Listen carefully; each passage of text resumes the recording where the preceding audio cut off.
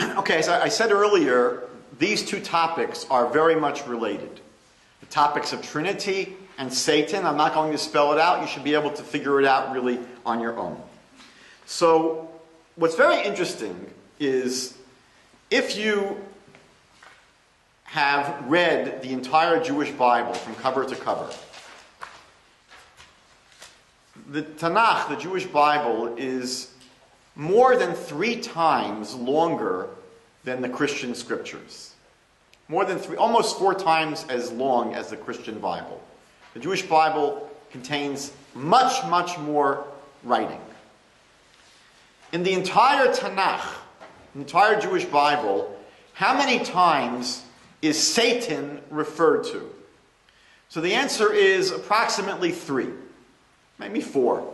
But basically, we have less than 6 times where the Jewish Bible refers to Satan. The Christian scriptures, which are again about 1/3 to 1/4 as large as the Jewish Bible, contain over 150 references to Satan or the devil. Over 150. So it's very clear that in the Christian Bible, right, the idea, the concept of Satan is considered much, much differently, has much more of a central focus than the Jewish Bible. We're going to see it's not just a matter of quantity. We're going to see it's a matter of quality. There is a teaching, a famous Jewish teaching, I think it was first expressed possibly by Rav Tzadok HaKohen of Lublin, one of the great, great Hasidic masters who died in the year 1900. He died in the year 1900. And Rav Tzadok HaKohen writes that if you want to understand anything in Judaism, if you want to understand anything in the Bible, he says, find the first place the idea appears. If you want to understand what is a kiss, find the first kiss in the Bible. If you want to understand the meaning of the letter Aleph, the first letter in the Hebrew alphabet, find the first time the letter Aleph appears at the beginning of a word. That's the meaning of the letter Aleph. This is a very famous concept where if you want to understand anything in the Bible, go to the first place it occurs. That's the headquarters. That's the headquarters. So if we want to understand what is the concept of Satan, of Satan in the Jewish Bible, let's find the first time the word appears in the Jewish scriptures. And that is in the book of Numbers, chapter 22, verse 22. Easy to remember. It's the famous story of Bilam, the non-Jewish prophet, who is basically hired, he's engaged to curse the Jewish people. The king of Moab is very terrified of the Jewish people, and he figures that you can't beat the Jewish people physically. He saw the Jewish people were able to destroy the great empire of Egypt. He figures if you want to get to the Jewish people, you've got to be able to attack them spiritually. So Bilam was a famous prophet at that time, a non-Jewish prophet, and he figures he's going to hire Bilam to curse the Jewish people. God is not very interested in having him curse the Jewish people. Bilam is very clearly interested in doing it. He's going to make a lot of money off of the deal. At the end of the day, God allows Bilam to go. He allows Bilam to go on the journey, but basically says, you can only say what I teach you. You can only say what words I put into your mouth.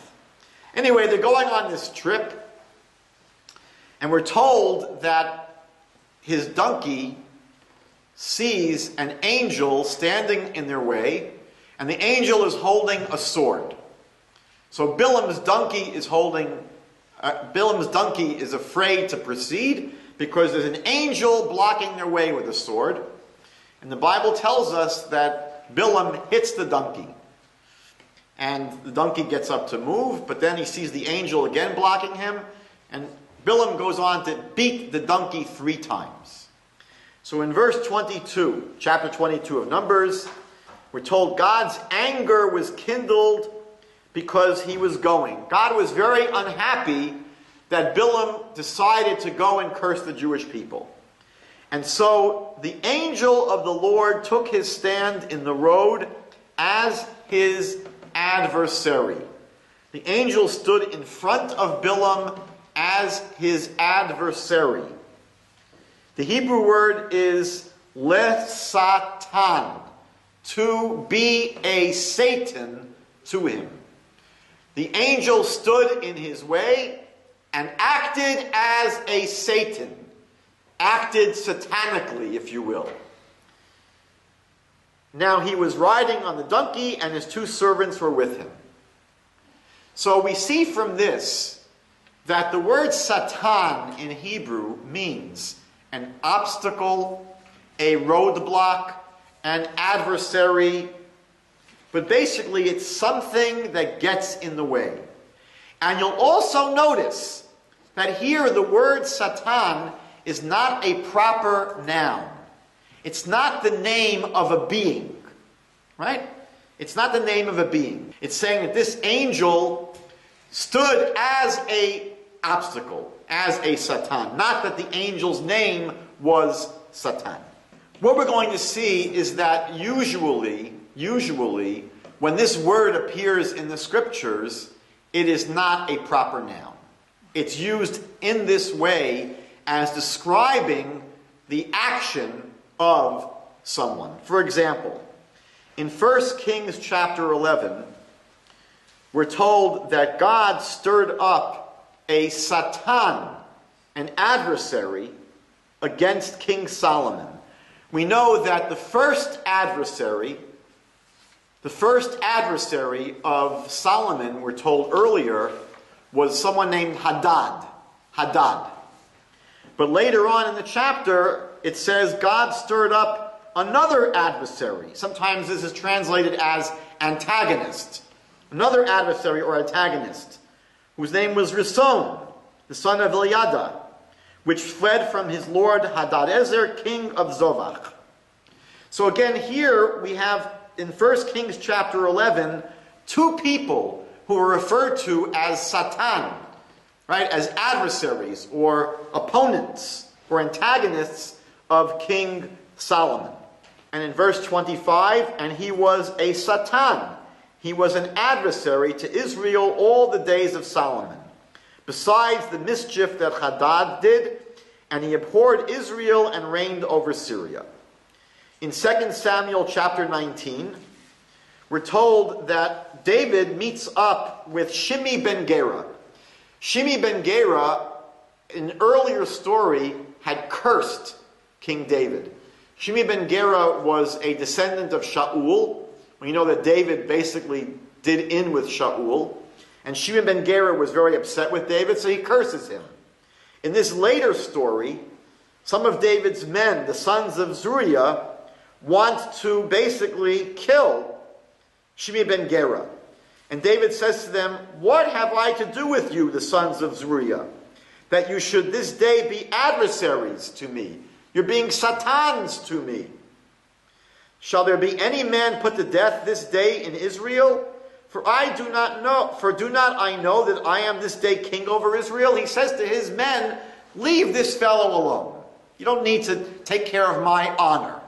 But again, these are stories where these people are described as opponents or adversaries or antagonists to a king.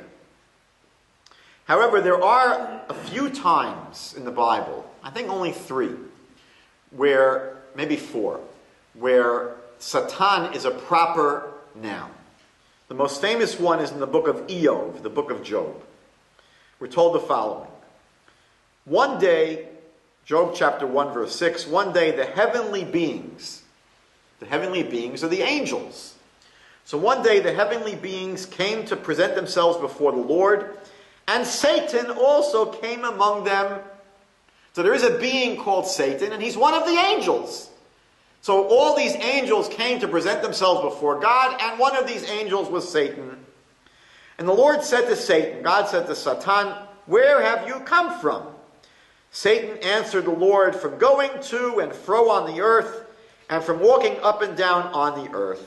And God said to Satan, "Have you considered my servant Job? Have you ever thought about my servant Eov? There's no one like him on the earth, a blameless and upright man who fears God and turns away from evil. Right? I have a great servant in this Eov. But then Satan answered God, "Does Job fear God for nothing? Have you not put a fence around him and his house and all that he has on every side? You've blessed the work of his hands, and his possessions have increased in the land." Job has a very cushy life. It's very easy for Job to be someone that fears you, God. But stretch out your hand now and touch all that he has, and he will curse you to your face. Satan says, don't think that this Job is so righteous. He's got a very easy, cushy life. But if you make things difficult for him, you'll see that he won't be so loyal to you. So God says to Satan, very well, all that he has is in your power. Only do not stretch out your hand against him. So Satan went out from the presence of the Lord. So here we see that Satan is one of the angels. And we see, importantly, that he is circumscribed. His powers are circumscribed by God. Right? God gives him his marching orders. God says, you can do whatever you want to Job, only you cannot kill him. You cannot really wipe him off. So Satan, is important to see here, is not independent of God. Satan does not have independent power. Satan does not operate independently of God. Satan is described here in the most central part of the Bible about Satan as an angel of God, just like all the other angels. Angel in Hebrew means messenger. He's a messenger, an agent of God, and he is under the control of God. God gives him his parameters. He doesn't set his own parameters. We see similarly when Satan is mentioned in Zechariah chapter 3, a very, very difficult passage because it seems like a vision. We're told, he showed me the high priest Joshua standing before the angel of the Lord, and Satan was standing at his right hand to accuse him. It seems as if this is a vision that the prophet is having. And the Lord said to Satan, God said to Satan, the Lord rebukes you, O Satan. The Lord who has chosen Jerusalem, rebuke you. Is not this man a brand plucked from the fire? Now, what most of the commentaries explain is going on here is that Satan came to accuse Joshua, the high priest, of not being very worthy, because we know from the book of Ezra that Joshua's sons married women that priests were not supposed to marry. So the Satan basically comes to say, this man should be held guilty. He should have maybe had more control and influence over his sons. So again, the Satan here comes to accuse Joshua the high priest. And God says to Satan, you're being rebuked. You want to accuse Joshua the high priest? I rebuke you. Why? Because this man, Joshua the high priest, is he not a man who was a brand plucked from the fire? What the rabbis explain is that God was telling Satan, he's a very holy man. As a matter of fact, an incredible miracle happened for him when there were 3 people thrown into a fire. 2 of them died, but Joshua miraculously was saved. He was plucked from the fire. A great miracle happened for him. So he's a very holy man. Satan, you shut your mouth. And Joshua was dressed in filthy clothing as he stood before the angel. These filthy clothing are symbolic of his children who were married to these non-Jewish wives. And the angel said to those who were standing before him, take off his filthy clothing. Which means he was basically telling his sons here, you should send your wives away. When you read the book of Ezra, that's what was going on. They were telling the Jews who had married non-Jewish women in Babylon, send these non-Jewish women away. And when you take off these filthy clothing, you send these non-Jewish wives away, the angel said to those who were standing before him, take off his filthy clothing. And to him he said, see, I have taken your guilt away from you, and I will clothe you with festal apparel. And I said, let them put a clean turban on his head. So they put a clean turban on his head and clothed him with apparel, and the angel of the Lord was standing by. Again, the story itself is not important for us. What we see here that's important is that Satan is being rebuked. Satan is essentially under the jurisdiction of God. Two more passages. On the top of the next page, we see two passages that seem to contradict each other. In 2 Samuel chapter 24, it says, the anger of the Lord was kindled against Israel, and he incited David, he stirred up David against them, saying, go count the people of Israel and Judah. Now the rabbis teach us that the reason that God was angry with David here is because in David's last confrontation with Saul, David said that Saul had been incited by God to start up against David. So God says to David here, you're accusing me of being an inciter? I'm going to now incite you in a way that even a third grader knows not to do the sin that you're going to be tempted to do. So here in 2 Samuel 24, verse 1, God is angry with David, and he incites David to count the Jewish people. Why is that a problem? Because we know from the Bible that you're not supposed to count the Jewish people. You're not supposed to number them, count heads. And when the Jewish people did have their heads counted, they had to bring special offerings to atone for that. So we're not going to go into the reasons why it's problematic to count people, but the Bible, in the 5 books of Moses, already tells us we don't count Jews. As the line says, we make Jews count, but we don't count Jews. And if you're going to count them, it's done indirectly. So in the Bible, we're told that each Jew gives a half of a shekel, and you can count the Jews by counting the money they contribute, but you don't go 1, 2, 3, 4, 5, 6 to the Jews. So God incited, basically what it's saying here is that God planted a thought into the head of David. He didn't force David's hand. David wasn't forced to do the wrong thing, but God basically puts a thought into his head and tempts David. So the king said to Joab and the commanders of the army who were with him, go through all the tribes of Israel from the Dan to Beersheba and take a census of the people so I may know how many there are. David goes ahead and does the wrong thing. He counts the Jewish people. However, when the same story is told in the book of Chronicles, Divrei Hayamim 1, 1 Chronicles 21, it doesn't say that God incited David. It says Satan stood up against Israel and incited David to count the people of Israel. Well, how do you reconcile this? In one book it says that God tempted David, and in another book it says that Satan tempted David. How do you reconcile this? It seems like a blatant contradiction. So, the simple resolution is that God tempted David through the agency of Satan. The angel Satan, his job, the word means opponent, obstacle, adversary. So the job of the Satan is to tempt people, to get in their way, to be a bar to their spiritual progress. And so God operates through his angel. And as I said before, when God's angel operates, it's described as God himself operating. The angel represents God. The angel works on behalf of God. So God is really controlling everything, but the agent that takes care of the job is the Satan here. So again, we see that Satan is not independent of God. The Satan here is working as an agent of God.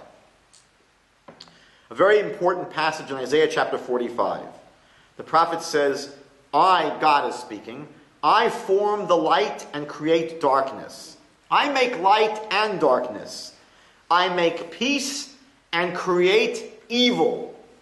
God is saying here that I make the good stuff and the bad stuff.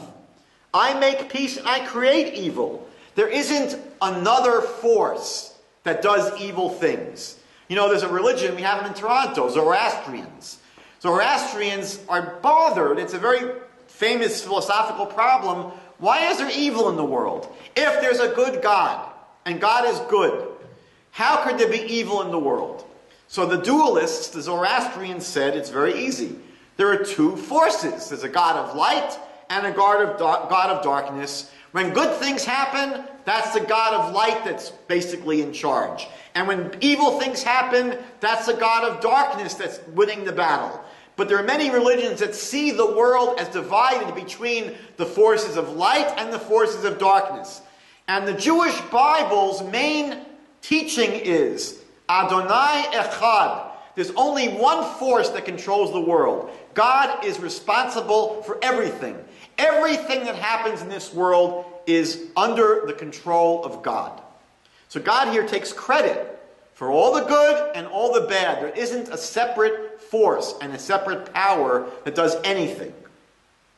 In the Encyclopedia Judaica, he makes the point. He, Satan, is clearly subordinate to God, a member of his suite, one of the Bnei Elohim, one of the angels, who is unable to act without his, God's permission.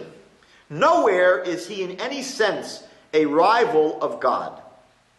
We're going to see that in Christianity, Satan is not seen as part of God's team. In Christianity, Satan is not seen as part of God's team. Satan is seen as the leader of an opposing team. The Christian model is basically a dualistic model.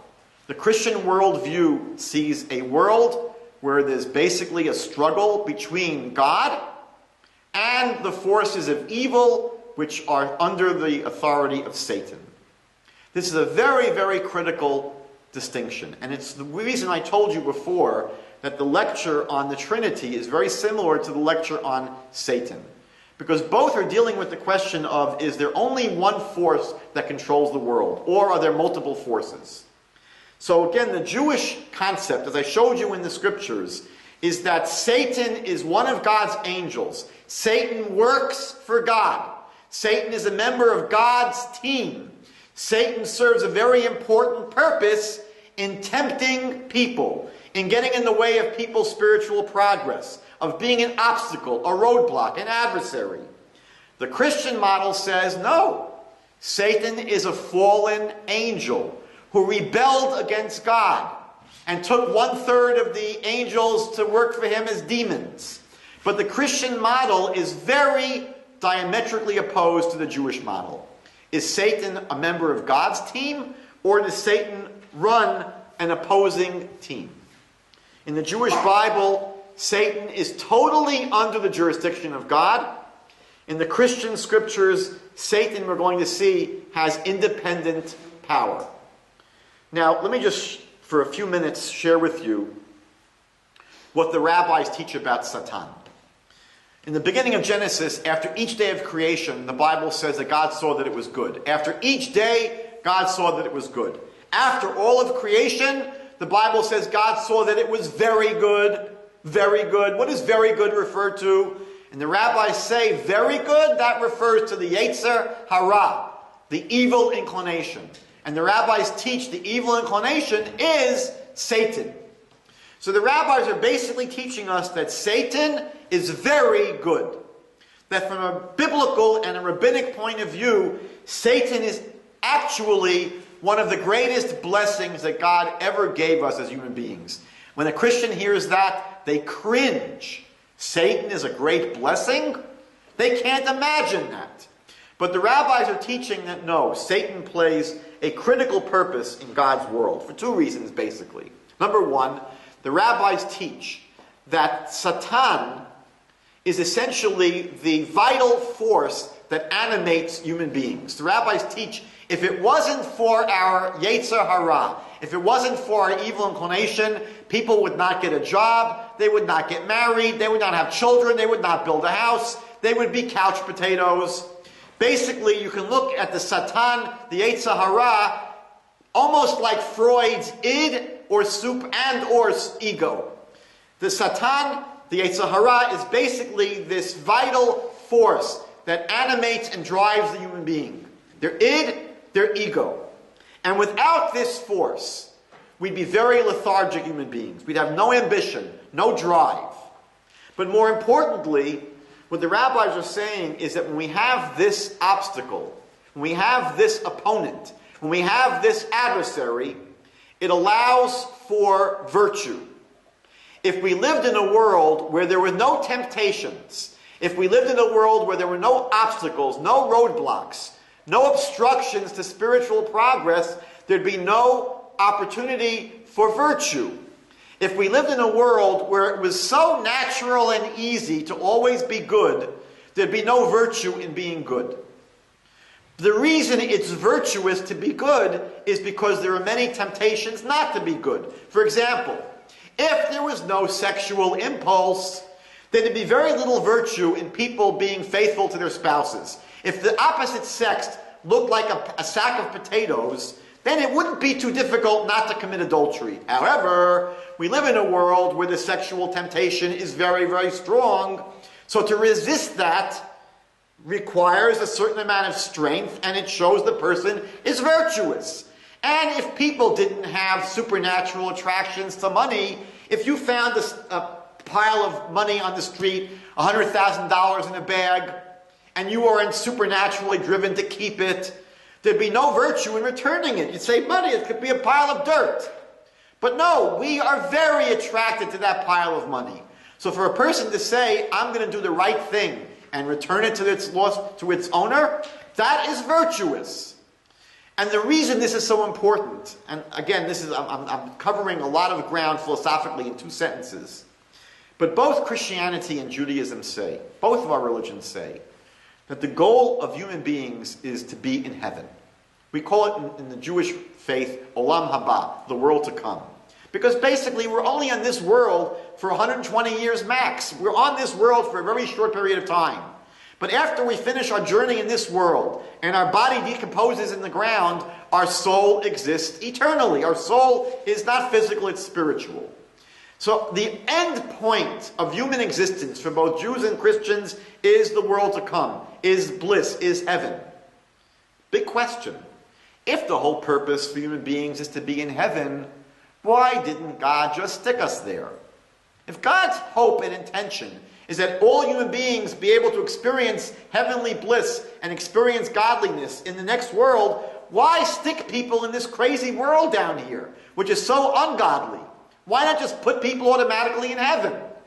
And the Kabbalists teach a concept called Nahama Dechisufa, the bread of shame. That if you give people a free gift that they didn't work for, that they didn't earn, they don't value it. As a matter of fact, they're embarrassed by it because they had to be receiving a handout. It's almost as if you are so pathetic and you're such a loser, you couldn't get it unless I gave it to you as charity. So the Torah says that God wanted us to live in a world where we have to work and earn our virtue. We have to work to earn our place in the world to come. We don't get it as a free gift. Christianity says it comes as a free gift. Judaism says no, it's not a free gift. You're put in this world, the book of Job says, Adam la'amol yulad. People were born to toil. And the toil that it's talking about is not just going to work for 8 hours a day. It's the toil of overcoming temptations, overcoming our natural resistance to spirituality. And by overcoming these temptations, by passing these tests, by overcoming these roadblocks and these obstacles, things that get in the way, when you climb over and navigate these obstacles, you grow your spiritual muscles. You become a more spiritual person. You grow as a human being. You become a bigger person by exercising your spiritual muscles. So it could be a bad thing for you if you crash into the obstacle, you crash and burn, right? You failed the test, that wasn't good for you. But human beings, we're told, have the ability to pass these tests. God says to Cain, sin is always going to tempt you, but you can rule over it. We have the ability to veto evil and to veto sin. We can climb over these obstacles, and by climbing over them, we can become bigger people and earn our share in the world to come. From a Christian point of view, there's no good reason for putting people in this world. No good reason whatsoever. We understand from a Jewish point of view, why God says that the Yetzer Hara, Satan, is very good. Because without it, we could not be human beings.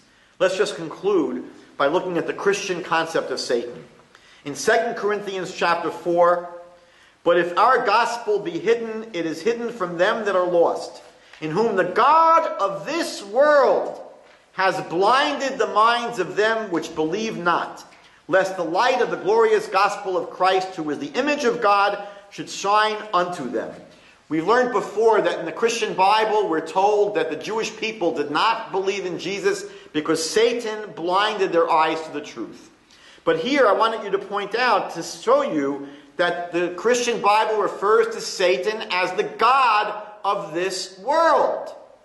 That's how powerful Satan is. Satan is the God of this world, basically rules this world. So in the Christian concept, again, Satan is a fallen angel that rebelled against God. He's no longer on God's team. He leads an opposing team. If you look at the Interpreter's Bible Commentary, they write that Paul sees this world as a battleground in which Satan and his hosts contend with God and his forces for the lives of men. Again, explaining very clearly that in the Christian vision, Satan and God are two opposing teams. It's not one team. It's two opposing teams. And you'll see in John, the Gospel of John, chapter 12, chapter 14, and chapter 16, the Gospel writer speaks about Satan as the prince of this world. Again, Satan described as basically the ruler of the world we're living in. Why? Because you'll see in 1 John chapter 3, he that commits sin is of the devil, for the devil sins from the beginning. Now again, the idea that the devil sins, Satan sins from a Jewish point of view is absurd. In a Jewish concept, Satan is an angel. Angels don't have free will. Angels can't sin against God. But the Christian model has the devil, Satan, sinning against God, rebelling against God. So 1 John chapter 3 says that anyone that sins, sins because of the devil, who is the ruler of this world. Because the devil sins from the beginning. For this purpose, the Son of God, this is the Christian Bible saying, for this purpose Jesus was manifested. For what purpose? That he might destroy the works of the devil. From a Christian point of view, without Jesus, the devil is going to rule the world. Now, what's sad, it's sort of weird, is that even with Jesus, we know that the devil was not destroyed. Even though it says Jesus came to destroy the works of the devil, we see that the devil is still very robust, even 2,000 years after Jesus. As a matter of fact, even in the Christian Bible, there are stories where Paul says, for example, I tried to go somewhere, but I couldn't get there because the devil, Satan, stopped me. So even in the times of Jesus, he didn't defeat the devil whatsoever. That's, again, another thing that the Christian world puts off until the second coming. Because, again, Jesus didn't accomplish much in this world. Ephesians chapter 6, verse 11, put on the whole armor of God that you may be able to stand against the wiles of the devil. For we wrestle not against flesh and blood, but against principalities, against the powers, against the rulers of the darkness of this world, against spiritual wickedness in high places. Again, it's saying that God is not the ruler of the world. There are dark forces that rule the world.